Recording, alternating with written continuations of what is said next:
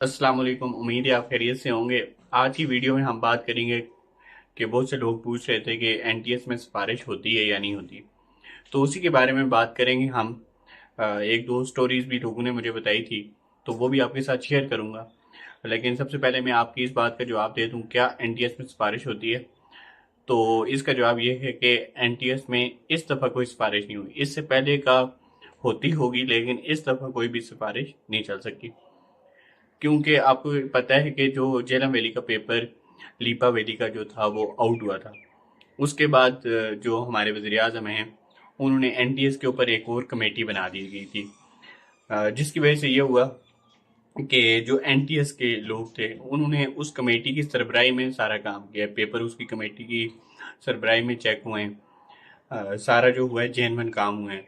जिन लोगों के जितने एमसीक्यूज टिक थे, जो उन्होंने जो आंसर की जब आई थी उस टाइम उन्होंने चेक किए थे, उसी लिहाज से अगर उनकी सर्कल में गलती नहीं हुई, कई लोगों की हुई है लेकिन कई लोगों की सर्कल में गलती नहीं हुई है, तो वो बिल्कुल उनके ठीक हुए हैं। जितने फर्क थे, किसी ने 75 लगाए हुए थे तो 75 आए, किसी ने, हाँ, लोगों के इंक्रीज भी हुए हैं। कई लोगों ने 80 का टारगेट रखा था तो 82 आए, और कई लोगों के कम भी हुए हैं। वो सर्कल मार्किंग में नंबर कभी कभार करते हैं। तो इससे पहले होती थी, सिफारिश भी चलती थी, बेईमानी भी होती थी, लेकिन इस दफ़ा जो हमारे वज़ीर आज़म साहब हैं, उन्होंने कोई भी सिफारिश नहीं चलने दी है।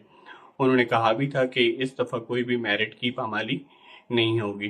तो पीएससी का भी यही है। अभी जो हमारे वज़ीर आज़म हैं, उन्होंने पीएससी का भी ये वादा किया हुआ है कि इसमें भी कोई बेईमानी नहीं होगी। इसमें एक चीज़ है इंटरव्यू। इंटरव्यू में कहीं ना कहीं सिफारिश चल जाती है। कोई जो पॉलिटिकल अप्रोच इनकी ज़्यादा होती है तो वो चल जाती है, लेकिन मतलब इसमें भी तकरीबन 90% मेरिट के ऊपर ही लोग लगते हैं। और जो लोग कह रहे हैं एनटीएस में सिफारिश चलती है या कुछ भी चलता है, तो वो बिल्कुल भी गलत बयानी कर रहे हैं। एक जो चीज़ है कि एनुअल सिस्टम और जो सेमेस्टर वाइज सिस्टम है, उनके दरमियान में थोड़ा मसला है, लेकिन जो नेक्स्ट एनटीएस आएगा उसमें एकेडमिक मार्क्स कम कर दिए जाएंगे।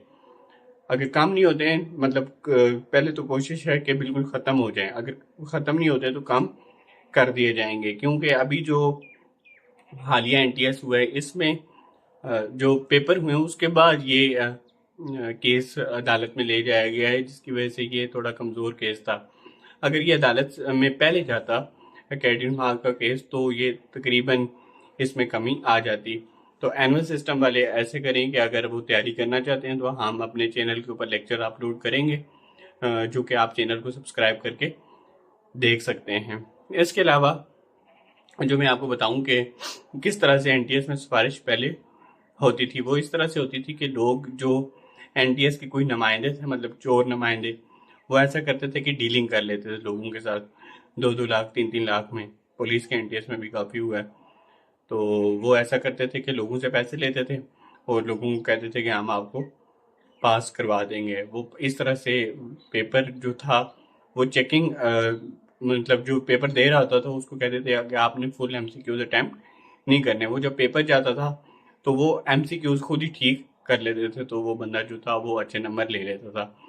लेकिन मतलब इसमें भी ये 90% लोग जो हैं वो मेरिट पे ही लगते हैं, लेकिन 10% जो है ना, वो इस तरह से पैसे दे के कुछ पामाली हो जाती थी। लेकिन इस दफ़ा बिल्कुल भी ऐसा नहीं हुआ है, और इसीलिए आपने देखा होगा कि 7 तारीख को रिजल्ट आया और 9 तारीख को लोग अपने आर्डर लेके, मतलब मंडे वाले दिन स्कूलों में चले गए थे। तो ये बिल्कुल भी इस दफ़ा डिफरेंट केस रहा है, वो भी हमारे वज़ीर आज़म साहब की वजह से, जो खुद भी मेरिट पसंद आदमी है।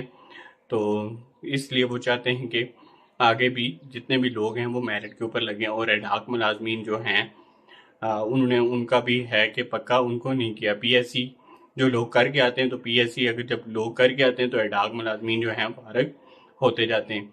तो इसलिए आप भी कोशिश करें, अगर आपने अभी तक हमारा चैनल सब्सक्राइब नहीं किया तो कर दें। इसके ऊपर हम लेक्चर अपलोड करेंगे, जो अभी आगे एनटीएस के मुतालिक भी और पीएससी के मुतालिक भी। पीएससी के अभी लेक्चरर के जो हैं इम्तहानात वो भी आ गए, तो उसके भी हम लेक्चर अपलोड करेंगे। तो अपना बहुत सारा ख्याल रखिएगा। अल्लाह हाफिज़।